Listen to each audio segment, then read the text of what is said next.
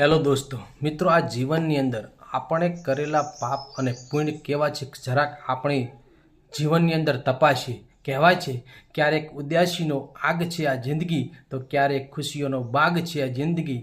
હસતો અને રડાવતો રાગ છે આ જિંદગી, આખરે તો કરેલા કર્મનો હિસાબ છે આ જિંદગી. મિત્રો, જિંદગીની અંદર આપણે કરેલા કર્મ કઈ રીતે ભોગવવા પડે. મિત્રો, આજ નહીં તો કાલ આ કર્મ ભોગવવા જ પડે. મિત્રો, કહેવાય છે આપણે ખેડૂત વર્ગ છીએ, જોઈએ તો એક કણ વાવી અને જો મણ મેળવતા જો આપણને સફળતા મળતી હોય, આપણને ભગવાન એક કણ વાવી અને જો મણ આપતો હોય, તો આપણા જીવનના અંદર કરેલા કર્મ પણ આ જ રીતે છે.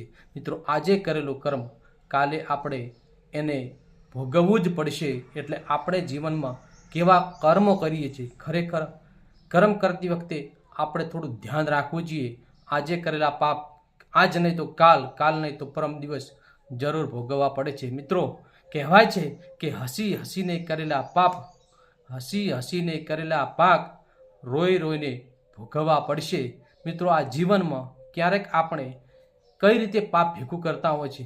આમ તો આ જીવનની અંદર તમે અહીંયા કરેલું ભેગું ક્યારેય સાથે આવતું નથી, કે અહીંયા કરેલું ભેગું ક્યારેય સાથે આવતું નથી, પણ ભેગું કરવા માટે કરેલો ભેગું પાપ એ ચોક્કસ સાથે આવે છે. એટલે મિત્રો, જીવનમાં કઈ રીતે મહેનત કરવી છે અને કઈ રીતે આપણે કંઈક મેળવવું છે, પણ સાથે સાથે આપણા કર્મ કેવા હોવા જોઈએ એનું બહુ ધ્યાન રાખવું જોઈએ. એટલે તો જીવનની અંદર આમ કહેવાય છે કે કર્મ સારા હશે, કે તમારા કર્મ સારા હશે તો કિસ્મત તમારી દાસી છે, અને નિયત સારી હશે તો ઘરે મથુરા કાશી છે. મિત્રો, અહીંયા બિઝનેસ ધંધામાં તમે જોઈશો તો ક્યાંક ને ક્યાંક સીસીટીવી કેમેરા લગાવેલા હશે. આપણે કંઈક જોઈશું, ક્યાંક જઈશું અને કંઈક કરીશું તો આપણે જોઈશું કે અહીંયા સીસીટીવી કેમેરા લગાવેલા.